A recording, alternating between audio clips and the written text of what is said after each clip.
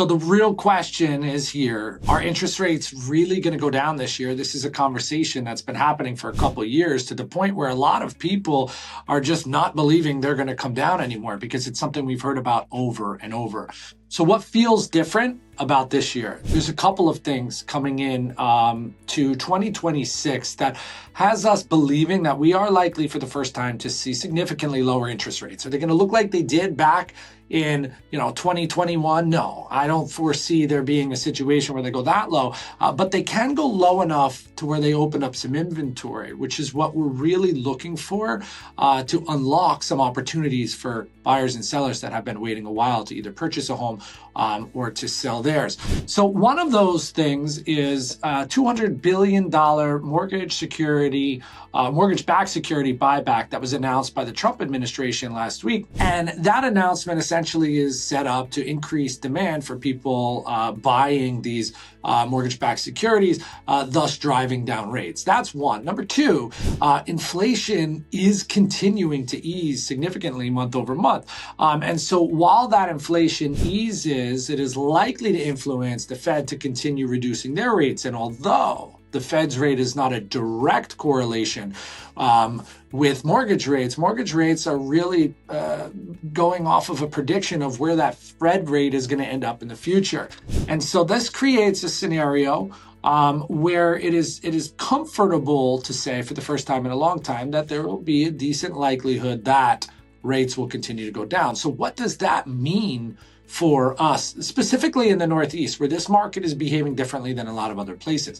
One of the biggest challenges that we have in this market is people are staying put because they have such a low rate. They're having a really hard time wrapping their head around selling their home with a 2.5% interest rate and jumping into something at 6+. In fact, some people who say, I want to downsize, look at the financials and say, wow, if I downsized, I would actually have a higher payment than if I just stayed where I was at. Now, the question is as rates come down, what number is a number that makes somebody say, you know what, this move is now worth it? Is it 5? Is it 4.5? Is it 3? Because there is a price to pay for happiness. And that happiness is being in a place that you want to be in, one that fits the needs of yourself, perhaps your family.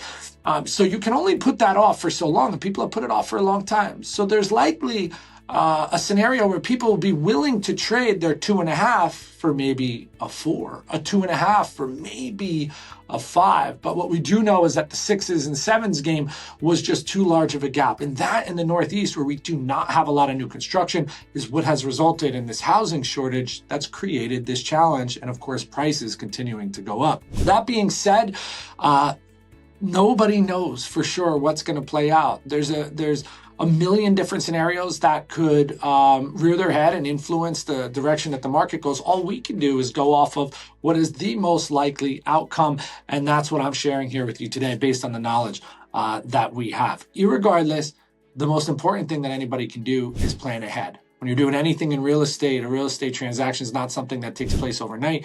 There's planning before, during, and planning after. And so I encourage you to reach out to your realtor. Of course, if I am that person for you, my phone is always open to discuss what those options are. And as always, I am Bill Boswell with the Omega Real Estate Group, and your search ends here.